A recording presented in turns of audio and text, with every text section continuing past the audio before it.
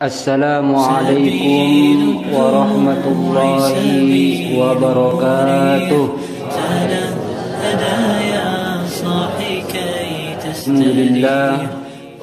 Alhamdulillahi rabbil alamin. Wa bihi nasta'inu ala wassalatu wassalamu ala asyrafil anbiya'i wal mursalin sayyidina wa nabiyyina wa maulana Muhammadin sallallahu alaihi wasallam. Allahumma salli wa sallim wa barik alaihi wa ala alihi wa ashabihi. Alhamdulillah, kita ucapkan puji syukur kehadirat Allah Subhanahu wa taala yang mana telah memberikan kita kesempatan nikmat yang mana kalau andai kata kita jual seluruh apa yang ada di muka bumi ini untuk menyatukan dua hati yang berbeda, maka niscaya kita tidak mampu melakukannya, kecuali karena nikmat besar Allah Subhanahu wa taala inilah sehingga kita mampu dengan bukan dua hati saja kita berbarengan berkumpul di sini, kita bersatu untuk menyatukan, membaca ayat-ayat, membaca daripada syariat-syariat daripada baginda Rasulullah sallallahu alaihi wasallam. Sebagaimana Allah katakan, "Lau anfaqta ma fil ardi jami'a ma allafta baina qulubihim walakinnallaha allafa bainahum." Kalau andai kata saja engkau jual seluruh apa yang di muka bumi ini, kemudian apa yang ada di langit, untuk menyatukan dua hati yang berbeda, niscaya engkau tidak akan mampu, kecuali Allah lah yang menyatukan dari hati-hati kita semuanya. Maka ini nikmat yang terbesar. Kemudian salawat serta salam kepada baginda Nabi Muhammad sallallahu alaihi wasallam, yang mana beliau diutus ke muka bumi ini bukan hanya sebagai sekedar menjadi pengajar, sekedar menjadi contoh, tetapi juga untuk menyempurnakan akhlak yang mulia. Karena dengan akhlaklah, dengan adablah, serta dengan aturan-aturanlah dunia ini akan menjadi aman.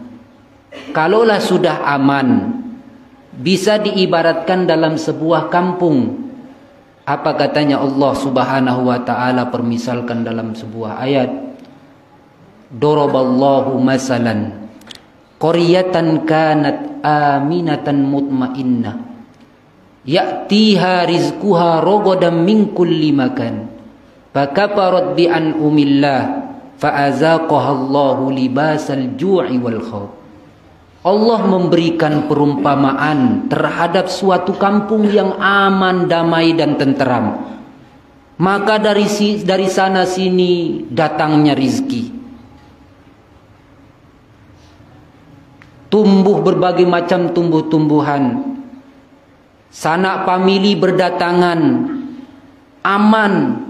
Tidak ada rasa pertengkaran.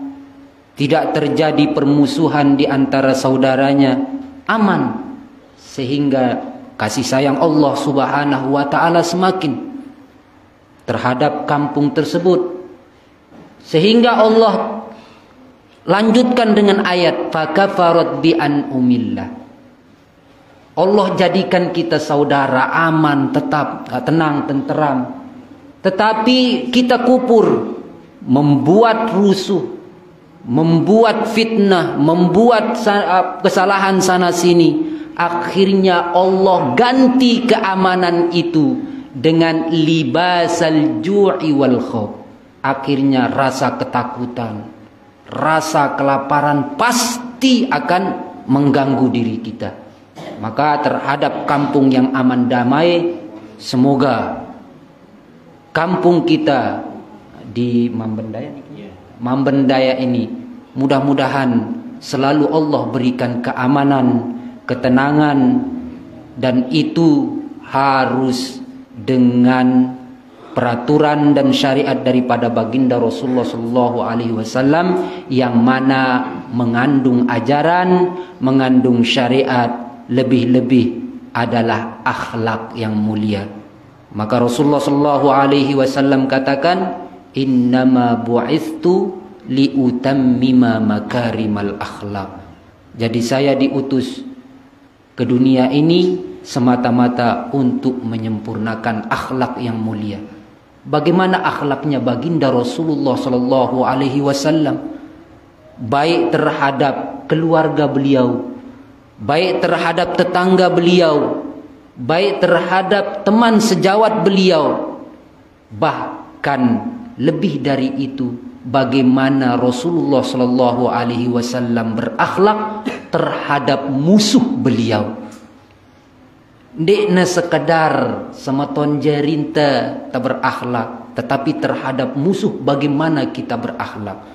Sehingga banyak dari cerita-cerita dengan akhlaknya Rasulullah sallallahu alaihi wasallam, banyak dari para kaum atau ketua ataupun daripada kepala-kepala suku di saat itu, di saat kafir Quraisy masuk ke dalam Islam. Itu disebabkan bukan karena peperangan, bukan karena kekejaman, bukan karena kekerasan daripada umat Islam, tetapi dengan akhlakul karimahnya Rasulullah sallallahu alaihi wasallam.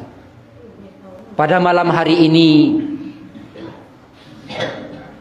tiang tanya pelungguh daripada sebelumnya. Jadi tak hadir lek tempat niki rugi apa ndek kira-kira? Rugi apa buntung?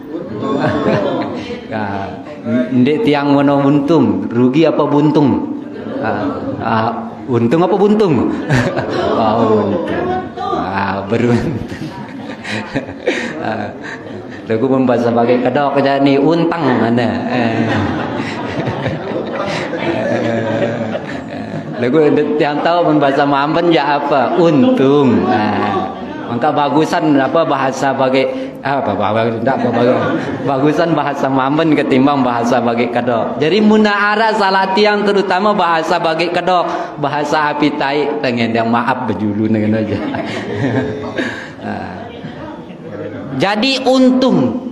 Karena kenapa? Apa katanya Rasulullah sallallahu alaihi wasallam yang diriwayatkan oleh Abu Dzar Al-Ghifari? Apa katanya? Ma min rajulin nas arak dengan kharaja min baitihi sugul dengan balina wa hadara ila majlisil ilmi aw halqatiz zikri, hadir li tempat majlis ilmu ataupun li halaqah zikir atau perkumpulan dengan zikir. Apa katanya setelah itu Rasulullah sallallahu alaihi wasallam? Afdalu, lebih bagus sekali doang nak hadir li majlis ilmu ataupun li halaqatuz zikri dengan miak zikir. Buik suarangku bare. Sehingga apa katanya? Afdalu, lebih baik dengan B minas salati alfi rakaatin, lebih bagus tak hadir sekali pengajian ketimbang tak sembahyang sunat 1000 rakaat. No dengan dengan pengajian mun 2 kali coba 2000 3000. Ino seke kelebihan keutamaan orang menghadiri majelis ilmu. Entah itu hanya sekedar hadir atau tak sekedar berdengar atau tak sekedar nuntut ilmunya. Pokoknya serta hadir. Kemudian yang kedua apa katanya juga? Afdalu, lebih bagus, lebih afdal juga kita hadir satu kali dalam majlis ataupun beberapa kali dalam majlis. Afdalu min syahadati janazatin, lebih afdal kita menyaksikan atau menghadiri menyaksikan alfi janazah, 1000 dengan mati. Padahal pahalanya, haknya seorang mukmin, haknya seorang muslim dengan muslim yang lainnya adalah menyaksikan jenazahnya, mengkafaninya, kemudian menghantarkannya ke tempat kuburnya. Maka lebih afdal kita menghadiri satu kali dalam satu majelis ataupun halaqatuz zikri. 1000 mayit mau mampu. Mungkin 1000 mati dalam sejelo terus tahan terang ataupun tegita. Kemudian wa afdalu min iyadati alfi maridin. Lebih afdal endah lengan tenjenguk 1000 dengan sakit. Sejelo.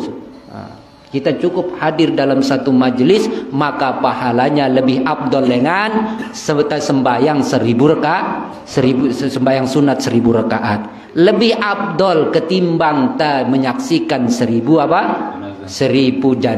jenazah atau semeton si mati. Kemudian lebih afdal kita menjenguk 1000 orang sakit. Itulah padilahnya kita untuk menghadiri daripada majlis ilmu. Maka Rasulullah SAW katakan, wa iza marartum biriyadil jannah.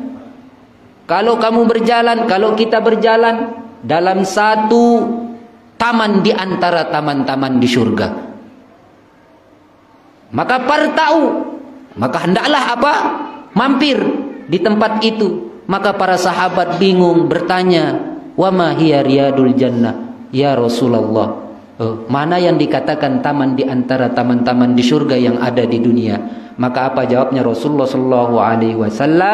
Halqatuz zikri wa halqatul ilmi zaka riyadul jannah. Jadi yang dinamakan taman di antara taman-taman di surga di dunia adalah halaqah zikir. Tahu dengan zikrullah, berzikir. Kemudian halaqatul ilmi, yaitu tempat orang menuntut. Hari ini kita bersyukur bahwasanya kita dinaungi oleh para malaikat dengan sayap-sayapnya, dan Allah Subhanahu wa ta'ala akan sebut kita nanti di depan para hambanya, terutama di depan malaikat-malaikatnya, sebagai ini hamba saya yang soleh yang selalu menghadiri majelis ilmu. Jadi kira-kira rugi apa ndek kira-kira kita sekarang? Untung. Mudah-mudahan kita tidak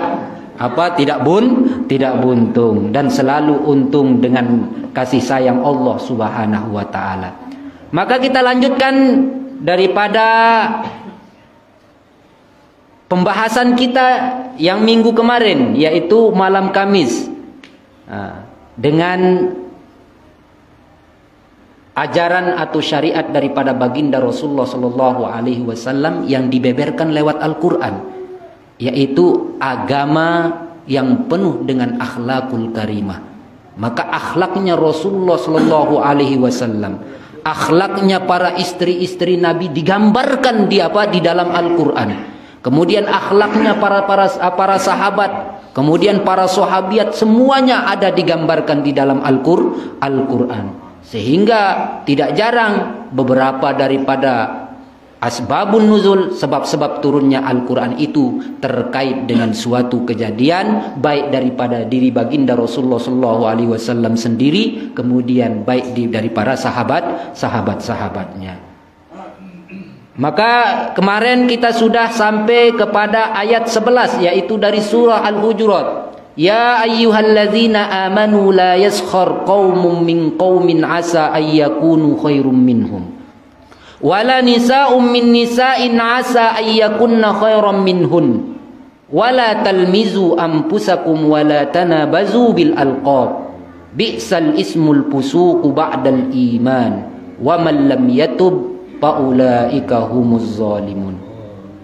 Jadi sudah kami jelaskan dan kita baca sama-sama kemarin bagaimana seseorang tidak mencaci, tidak menghina daripada saudara-saudaranya. Bahkan ayat ini terjadi sehingga turun asbabun nuzul daripada ayat ini daripada Sayyidah Hafsah dengan Sayyidah Aisyah radhiyallahu anha.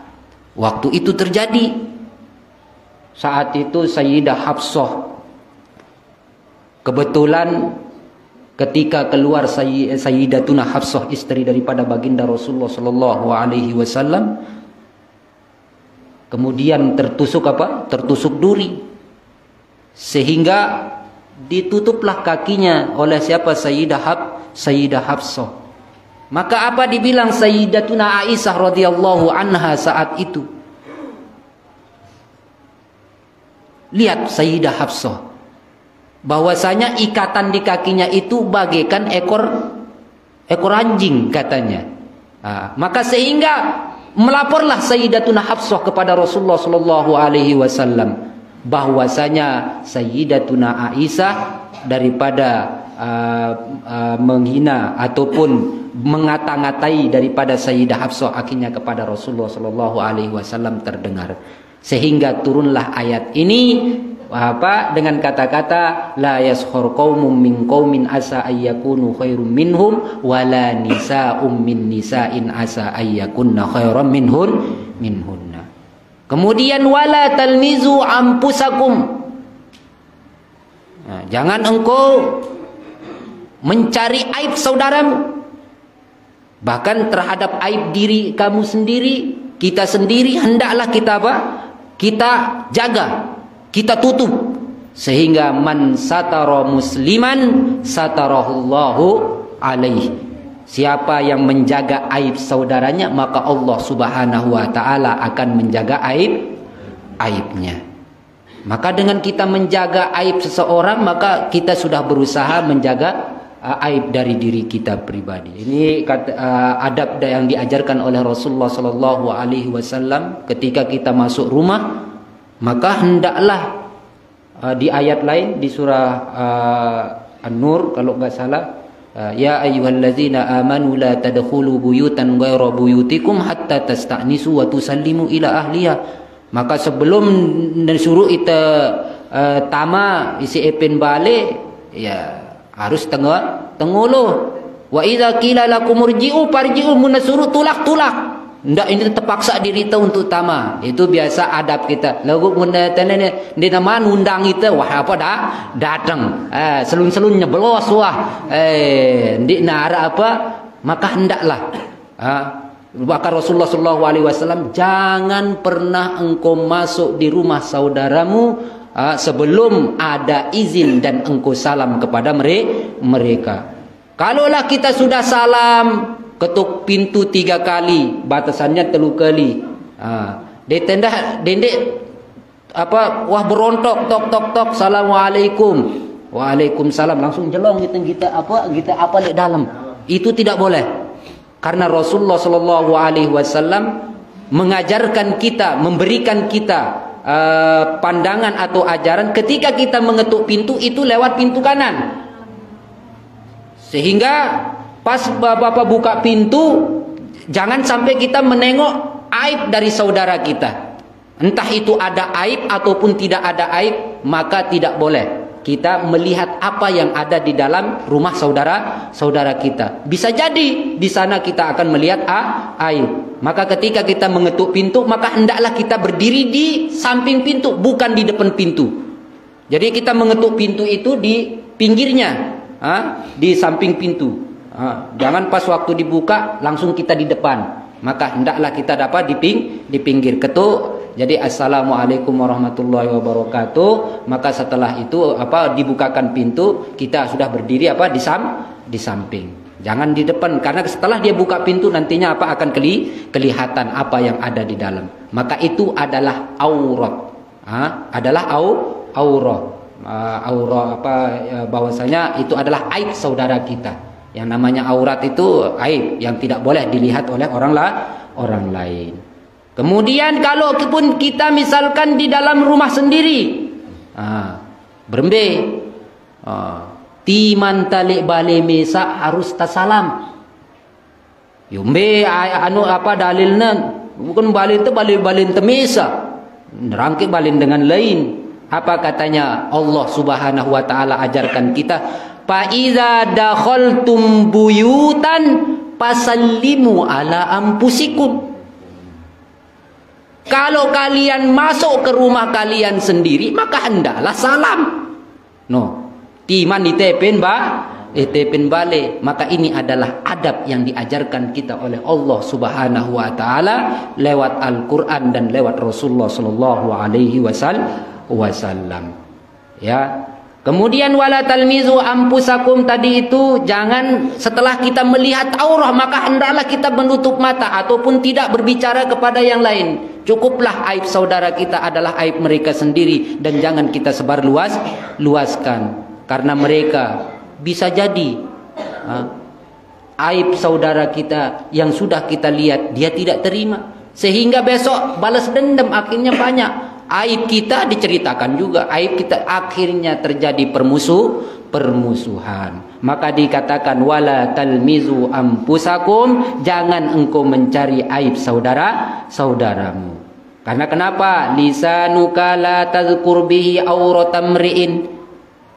Lidah kalian harus dijaga dari apa? Dari mencari aib saudaranya. Mau meneja nih sengaja doang kita minta aib semeton jarinta.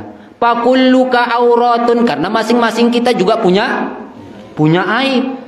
Munde namele nyerita aib, tadi dek apa? Ta cerita aib dengan walin nasi alsun. Ite berdua elak untuk menceritakan aib orang juga punya lidah menceritakan aib kita. No. Kita bareng-bareng bahwasanya sama-sama kita punya lidah, juga sama-sama kita punya aib. Wa ainaka in abdat ilaika masawian. Kalau engkau melihat daripada kejelekan saudaramu, kejelekan semeton jarinta, pasunha, kantonginnya, seboknya. Meneja ni berukna pare sugul bane wah ni. Be gena-genanang. Oi lo kincuna setebal tembok. Apa? Kincuna marah apa? Terang ngeduan cet reuna. Jangan. Terserahlah. Maka pasunha kan kantongin wakul ya ainun wakul ya ainu linnasi ain. Maka katakan, kalau kita sudah lihat aib saudara kita kantongin, maka katakan kepada matanya, wahai mata, sekarang engkau melihat aibnya saudaramu, juga besok orang akan melihat aib. No. Jadi dengan kita menceritakan aib orang lain, berarti tanpa sengaja kita sudah menceritakan daripada aib kita sendiri. Ajarkan kita adab atau akhlak daripada Al-Quran, daripada surah Al-Hujurat, yaitu di ayat 11. Yaitu kemarin sudah, kalau ada datang kabar hendaklah kita tabayun. Ndak terdengar langsung tersili, langsung njok batik.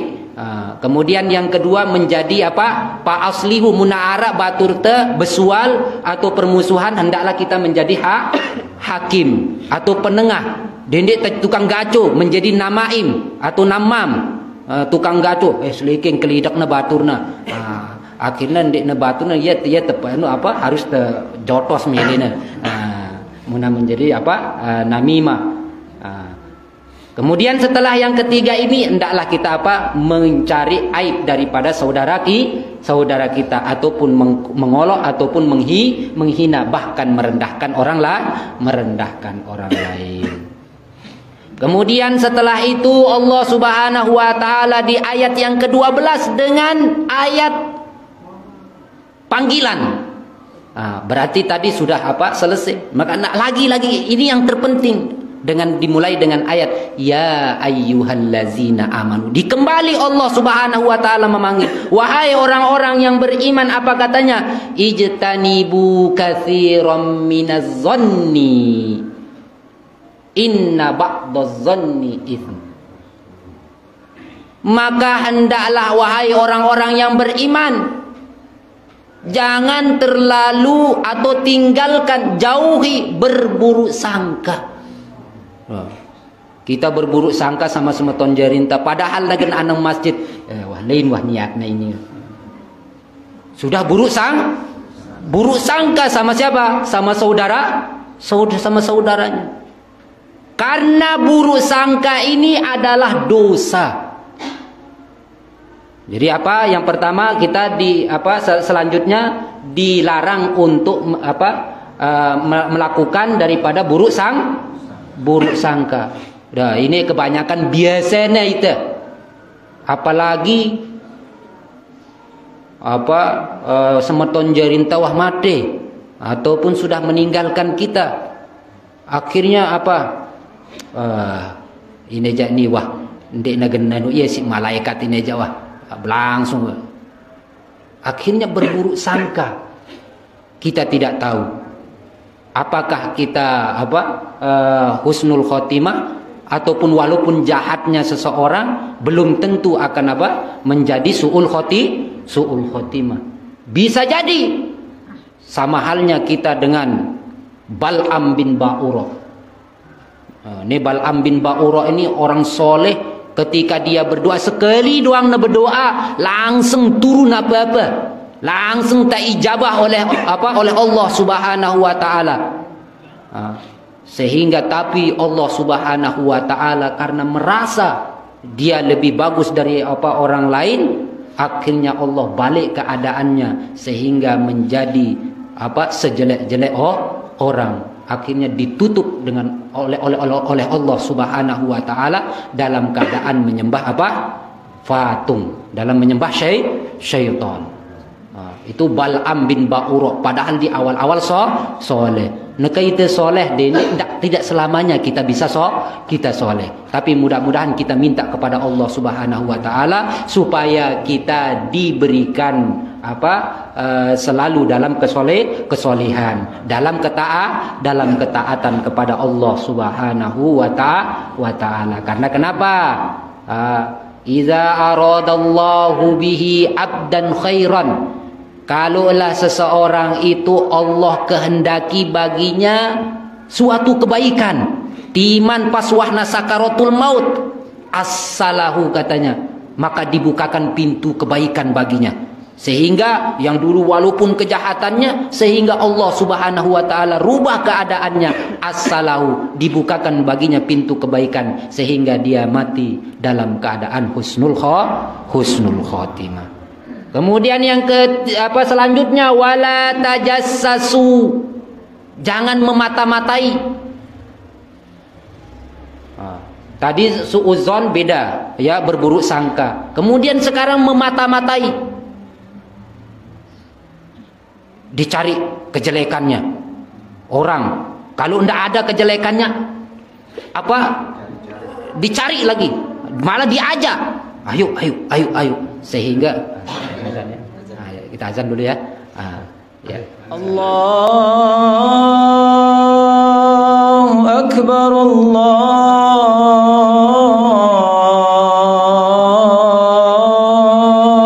Akbar,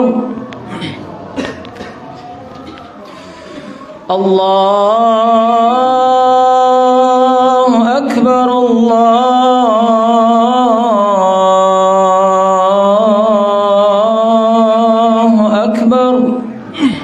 lanjutkan. Jadi dalam lanjutan ayat ini Allah Subhanahu wa taala hendaklah menyuruh kita hendaklah kita menjauhi daripada az-zon, yaitu berburuk sangka.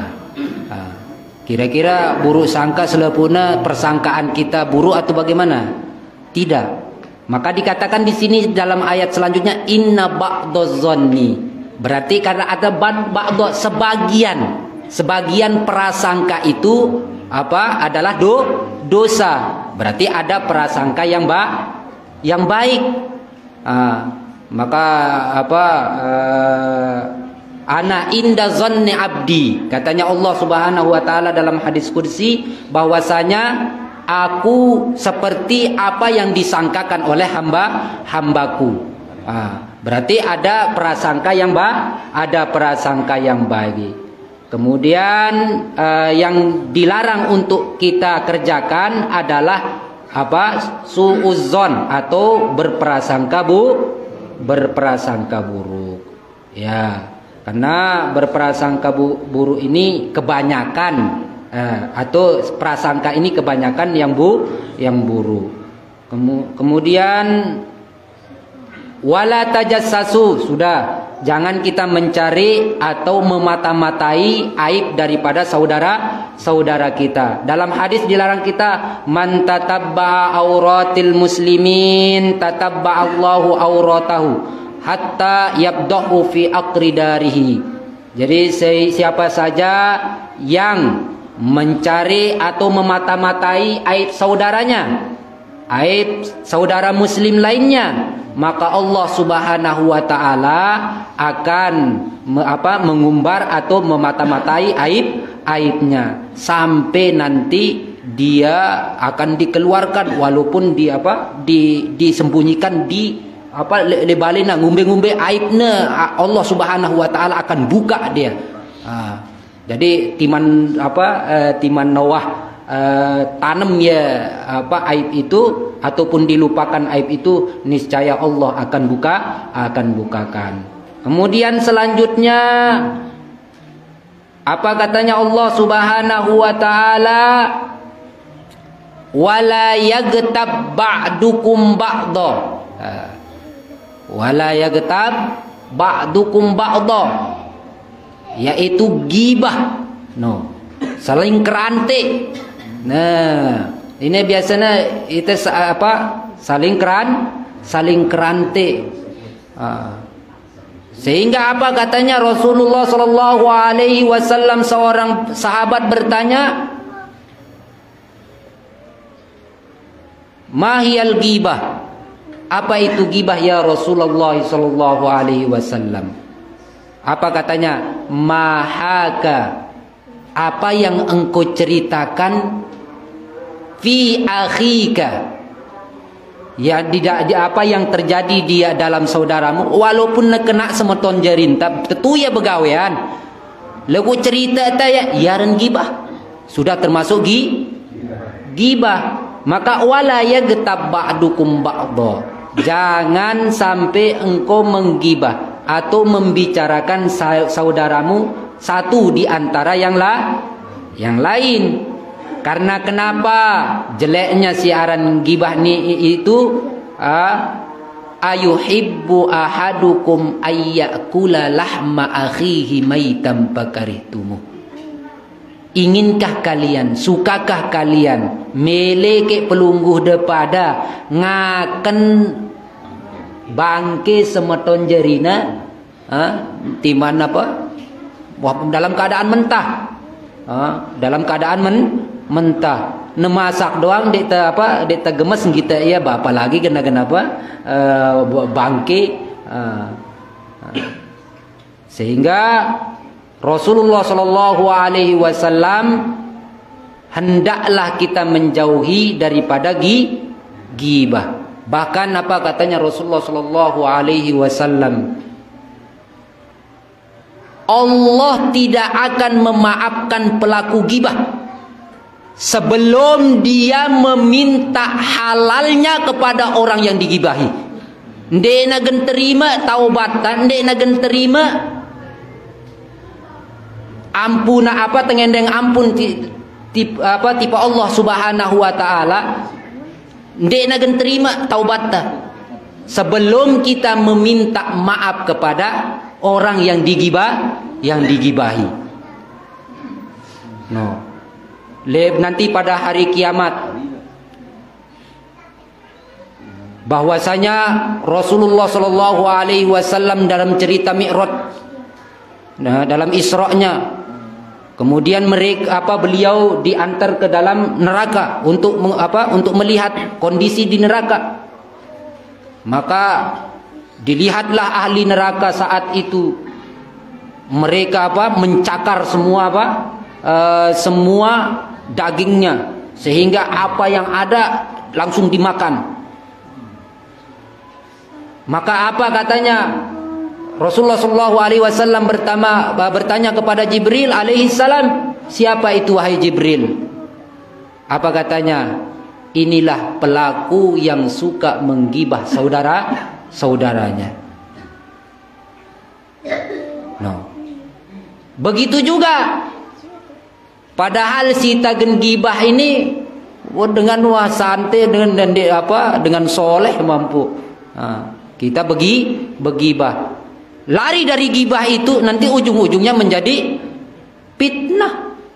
Neman dengan tidak pernah dikerjakan sama orang, sudah bercerita, sudah gibah, lagi fitnah. Maka kita sudah memakan daging saudara kita dalam keadaan mentah, padahal kita membencinya. Begitu juga dulu saat daripada Malik bin Dinar. Malik bin Dinar ini seorang ulama tasawuf. Ada yang memberitahukannya, Malik bin Dinar, ya Imam, ada yang menggibahmu, ada yang menceritakan arak ngerawasang sida, arak ngerantik sida. Maka Malik bin Dinar saat itu langsung memikul daripada hadiah yang banyak. Hadiah apa yang banyak. Mbengna dengan singgibahna itu hadiah. No. Ya Malik bin Dinar dengan ulama tasawuf langsung dipangul dikasih. Semeton ne kubeang sida hadiah. Yo, arah apa ini Imam? Yo, baguslah kan ini apa? Saya berterima kasih ngene. Yo, kenapa kau berterima kasih padahal saya menggibahmu? Apa katanya? Karena kebaikanmu secara gratis engkau berikan kepadaku. Mendena apa kebaikannya semuanya habis. Sedangkan dosa saya semuanya apa? Saya berikan. No, orang yang menggibah itu pindah dosa dengan tegibah tipe apa? Tipe iya si begibah. Dari apa kebagusanna amal bagusna itu pindah tipe apa? Dengan si tegibah. Dua. Maka katanya orang yang muflis nanti di dalam di hari kiamat al-muflis, ya. Orang muflis itu dengan paling miskin le akhirat kelak. Paling dere ini tadi bahasana. Pokoknya dere. Dilihat oleh di saat itu di hari kiamat didatangkan. Padahal ini ahli ibadah, ahli puasa, bahkan segudang kebaikan gunungnya. Sehingga Allah Subhanahu wa taala panggil mereka. Maka apa katanya terhadap orang ini? Yo, mana amal kebajikan saya ya Rob? Mbe amal baikku wahai Tuhan. Yo. Padahal ibadah sembayangku nunduk nungkik sampai pira 500 tahun. Terus kebaikan puasa tidak pernah terlambat, haji selalu tiap tahun. Kemudian sedekah ndek kubau telat. Sembayang pas dengan lejulun imam tauku.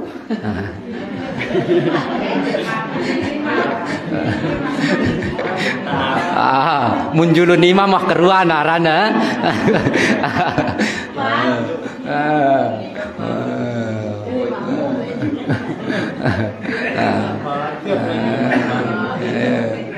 Jadi mana amal kebaikan yang pernah saya lakukan di dunia? Maka apa katanya? Kebaikan yang engkau lakukan sudah engkau sedekahkan kepada saudaramu. Sehingga ia ndik na bagus pegawai luik pegawai anak legu ia mau kebaikannya. Sehingga Allah katakan inilah orang yang paling dere, paling miskin. Padahal itu gara-gara elak. Kita tidak bisa jaga lidah. Karena apa? Lidah ini ndik na berduit tolang, tetapi mampu meremukkan tulang. Ndak ke coba-coba langsung mundik nanu lampu pun sili. Akhirnya merasa terzoli, saudaranya merasa terzolimi. Padahal di ayat lain banyak hal-hal yang yang diajarkan oleh Allah Subhanahu wa taala. Salah satunya wala taqfu ma laisa laka bihi ilm innas sam'a wal basara wal fuada kullu ulaika kana anhu mas'ula. Nah, terhadap semeton jarinten ngumbe-ngumbe lagu dendek tekerante. Karena setiap kita ngerante, mata kita melihat. Kemudian lidah kita berbicara. Kemudian telinga kita mendengar. Ini masing-masing punya dosa. No, mata enta berdua dosa, telinga enta berdua dosa, todok enta berdua dosa, elak enta berdua dosa. Deman. Manteng ndek na lain-lain doang sebelum tu. Lesung pipit mula ajak lanjutan nah. Ajak lain. Lah. Jadi jadi masing-masing anggota badan kita ini setiap kita menceritakan atau menggibah saudara kita, semua anggota badan kita mempunyai dosa dan dimintai pertanggungjawabannya oleh Allah Subhanahu wa taala. Padahal ini keringan 2 menit nggih. Arak perkataan atau sampai tene.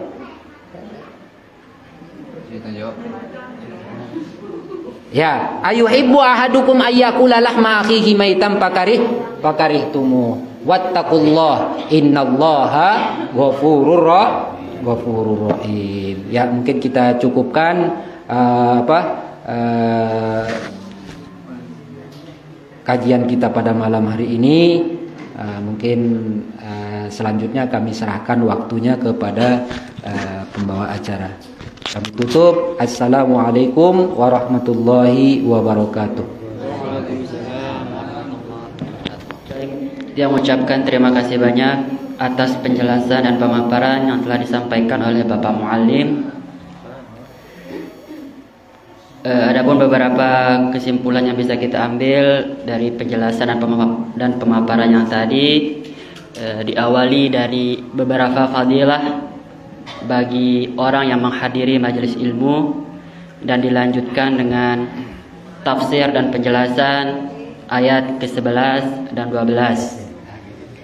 Mungkin dari pemaparan dan apa yang disampaikan oleh Bapak Muallim tadi ada yang kurang paham ataupun ada yang kurang jelas dari para jamaah. Yang buka 2 sesi tanya jawab. Untuk setiap sesinya mungkin 3 pertanyaan. Sila. Nggih. Ustaz, izin bertanya. Jadi kan dalam Islam itu kita dilarang untuk suudzon.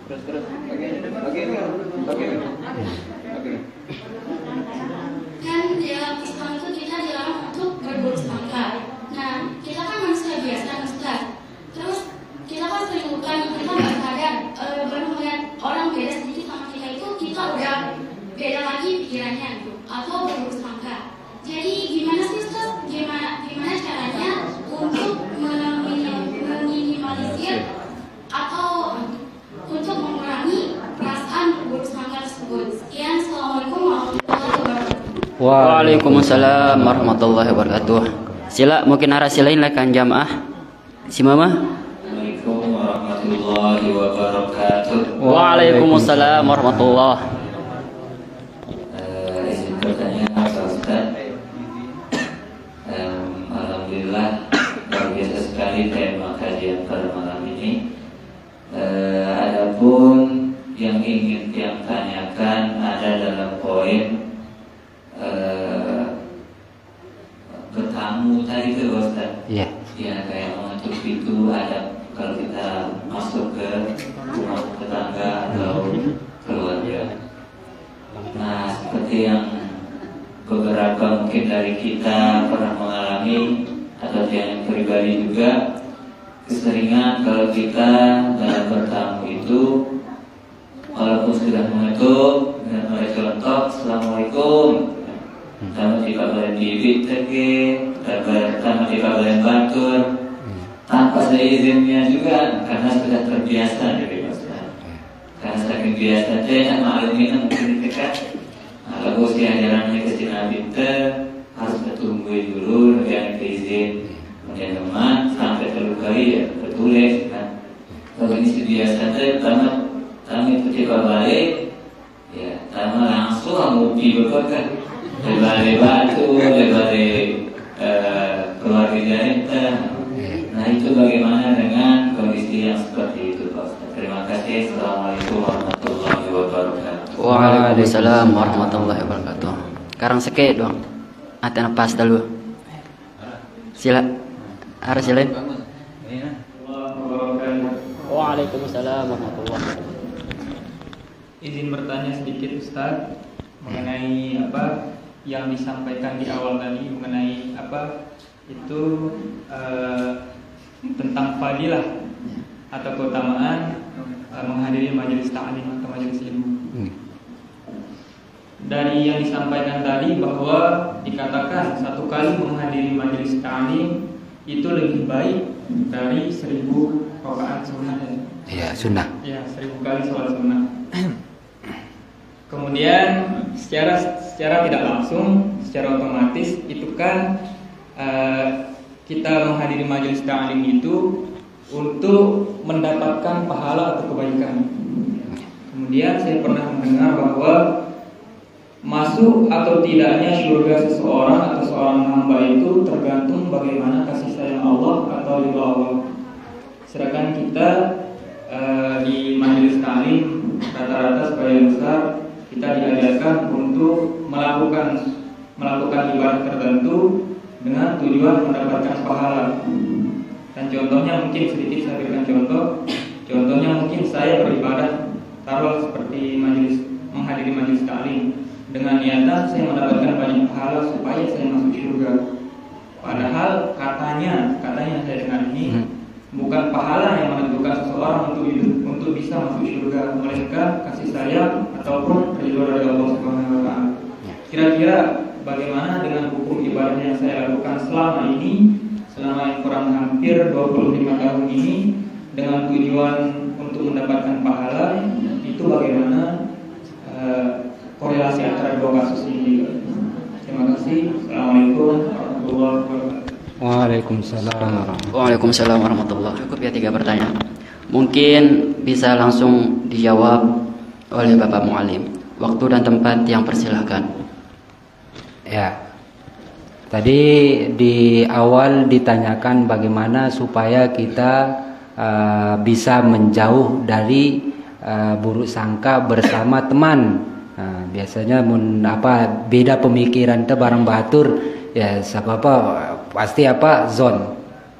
Maka inilah titik daripada iman kita yang lemah. Kemudian di satu sisi kondisi teman kita ini juga tidak mengerti ataupun tidak membaca, artinya kita kekurangan ilmu lah dalam hal ini. Pertama karena dengan minimnya kita membaca daripada ayat-ayat Allah Subhanahu wa taala sehingga terjerumuslah kita ke suudzon. Maka kalau sudah terjerumus dengan suudzon, ya maka harus meminta maaf dan bertaubat kepada Allah Subhanahu wa taala dan tidak mengulanginya lagi. Ini terkait dengan suudzon, ya, karena inna ba'daz-zanni ism.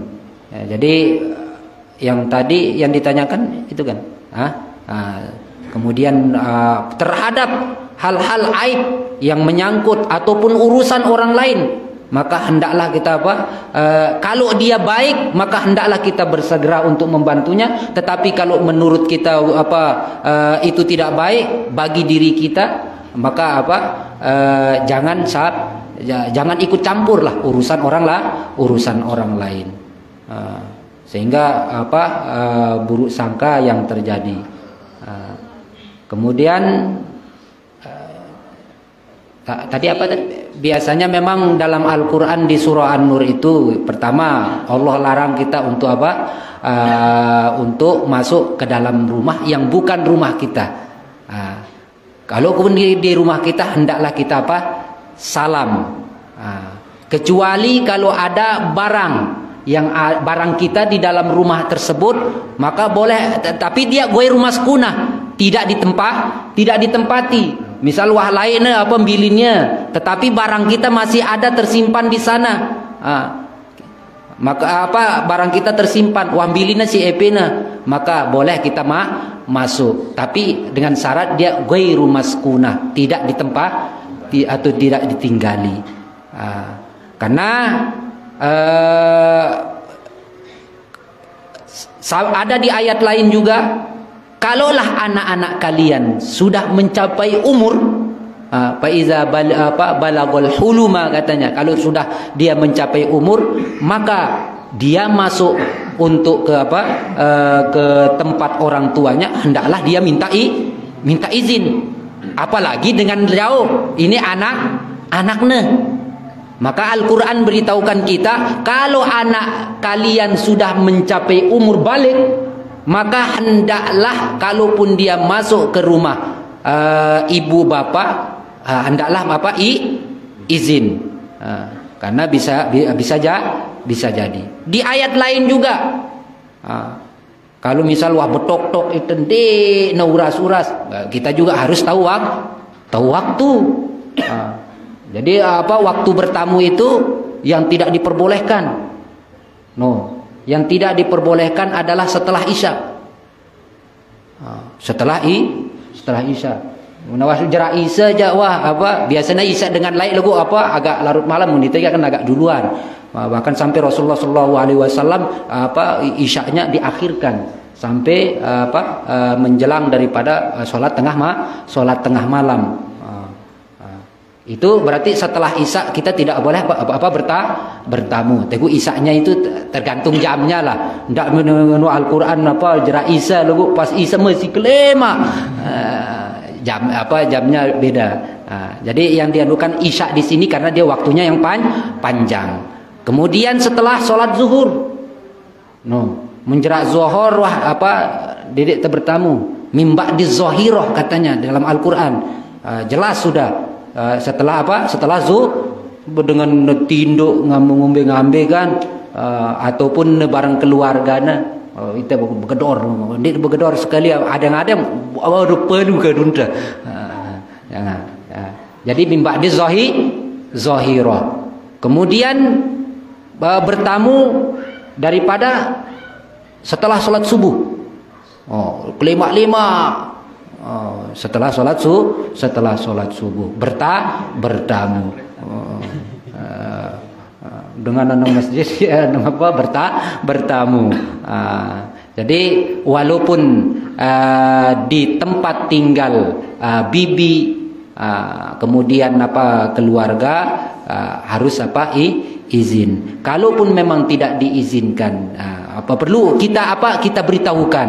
Misalnya mun tiang datang, tiang ngumbe-ngumbe, kira-kira rida pelungguh atau ndek, sehingga kita datang itu cukup dengan salam, assalamualaikum warahmatullahi wabarakatuh ala ampusikum, baru kita masuk karena keridoan daripada yang mempunyai rumah. Sehingga ini juga di sini diriwayatkan oleh Usamah itu. Bagaimana kita bertamu kenjekan dengan kenjekan dengan orang makan, boleh apa enggak? Ini katanya Rasulullah sahabat ditanya tentang bagaimana bertamu di waktu makan. Itu tidak boleh. Lagu sengaja ide akik temu makan bareng dono. Jadi waktu makan tidak boleh kita bertamu, sehingga kita tunggu dulu selesai makan. Tetapi kalau diajak kita makan, maka hendaklah kita bersegera. Karena itu dah ridhonya. Itu sudah panggilan. Kalaulah seseorang memanggil saudaranya, maka tidak boleh ada kata tidak. ya, harus segera dijawab panggilannya. Kemudian insya Allah bisa diniki. Kemudian yang ketiga nih, kita masuk surga bukan karena amal ibadah kita, ya. Jadi kita bukan karena amalan-amalan kita masuk surga. Kita masuk surga karena ridhonya Allah Subhanahu wa taala. Memang benar. Rasulullah Shallallahu alaihi wasallam terangkan dalam hadis qudsi. Dalam hadis qudsi apa katanya Allah Subhanahu wa taala? Bahwasanya ahlus surga, ahli surga, wah tambah surga ya ini. Maka ditanyalah ahli surga ini oleh Allah Subhanahu wa taala, maukah engkau tambahan lagi? Yo, bagaimana? Ada tambahan lain lagi? Padahal kami masuk surga ini karena rahmatmu ya Allah. Dan engkau telah tidak memasukkan kami ke dalam neraka. Ini sudah rahmat engkau, sudah masukkan kami ke dalam surga. Maka Allah Subhanahu wa taala minta kepada ahli surga, mau saya tambah lagi ini bukan bunda tidak seberapa ini. Apa katanya Allah Subhanahu wa taala? Kalau sekiranya ini engkau katakan sudah mencukupi bagianmu untuk hasilmu di dunia, sebagai balasan amalmu di dunia, maka apa katanya Allah? Saya tidak memasukkan seorang hamba karena amalnya, tetapi karena rahmatku. Jadi kasih sayangku ini rahmati wasi'at kulla syai'. Bahwasanya kasih sayangku kepada kepada hambaku meliputi segala sesuatu. Makanya kasih sayangnya Allah, rahmatnya Allah tidak dikasih kepada orang kafir. Tidak dikasih kepada orang kafir. Loh, bukannya dikasih rizki termasuk kasih sayang? Tidak. Kasih sayang itu hanya untuk orang yang beriman. Mereka dikasih harta karena Allah Subhanahu wa taala punya sifat tidak pilih kasih. Jadi semua hambanya, baik dia kafir ataupun tidak, baik dia beriman ataupun tidak, baik makhluk Allah di dalam laut sekalipun, tetap Allah Subhanahu wa taala berikan rizki karena Allah Maha Pengasih. Tetapi kasih sayangnya Allah Subhanahu wa taala tidak diberikan kepada makhluknya atau kepada orang yang tidak beriman kepada Allah, kecuali Allah Subhanahu wa taala berikan kepada orang-orang yang beriman. Benar itu dikatakan karena amalan kita di dunia ini tidak menyebabkan kita masuk surga. Di mana luwe amalan tan di nagendemang itu tiba surga. Makanya mangkana dalam surah Al-Kahfi, barang siapa pingin bertemu dengan Allah Subhanahu wa taala, maka jangan menyembah selain daripada Allah Subhanahu wa taala, sehingga kita mendapatkan rahmat dan kasih sayang daripada Allah Subhanahu wa taala. Jadi gimana tadi pertanyaannya? Kemudian untuk niat ibadahnya itu seperti apa? Apakah mengharapkan pahala atau kebaikan atau mengharapkan ridho? Nah, kalau kita mengharapkan berniat kita hadir di masjid untuk mengharapkan pahala, untuk mengharapkan pahala dan mengharapkan surga. Robi'atul Adawiyah pernah berkata, apa katanya? Ya Rob, adkhilni ilan nar, masukkan saya ke dalam neraka. Ahli sufi, masukkan saya ke dalam neraka. Kalau sekiranya saya beribadah karena surga, karena beribadah sama surga, jangan masukkan saya ke dalam surga, masukkan saya ke dalam neraka. Kalau saya mengharap daripada mengharapkan pahala dan pingin masuk surga, atau beramal karena pingin masuk surga. Masukkan saya ke dalam neraka kalau sekiranya saya takut hanya karena supaya saya jangan dimasukkan ke dalam neraka, maka masukkan saya ke dalam neraka. Itu katanya siapa? Rabi'atul Adawiyah. Maka kita hendaklah kita ikhlas dalam apa? Dalam semuanya, amalan-amalan kita.